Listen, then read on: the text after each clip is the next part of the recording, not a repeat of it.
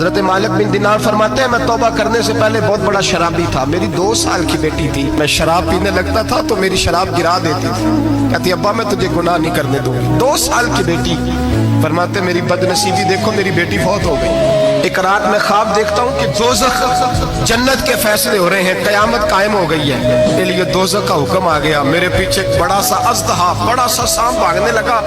फरमाते मैं दौड़ता जा रहा हूँ, एक बुजुर्ग नजर आए। मैंने कहा मुझे बचाना। कहने लगे बेटा मैं कमजोर हूँ, मैं नहीं बचा सकता। कहते हैं मुझे मेरा इशारा किया, कहने लगे पहाड़ की तरफ जा, शायद तू बच जाए। कहते मैं पहाड़ की तरफ जा रहा था तो वहां से बेटी आ रही थी।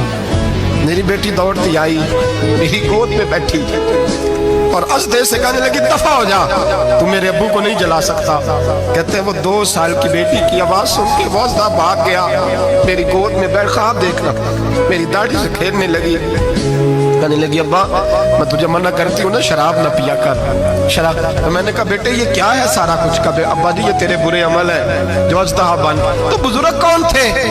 कहने लगे बेटे अब्बा जी वो आपका नेक अमल है, पर वो कमजोर बड़ा था, आपको बचा नहीं सका। अब्बा जी बस कर दें, बस कर दें, अब आप बुरे काम ना करें, आप तौबा कर लें, जो पिछले गुनाह हो गए मैं अल्लाह की बारगाह में सिफारिश करूंगी, रब आपके माफ कर देगा। मालिक बिन दिनार फरमाते मेरी आंख खुली तो मैं पक्की तौबा कर गया। बेटियां तो बख्शवाने आई हैं दुनिया में, बख्शवाने।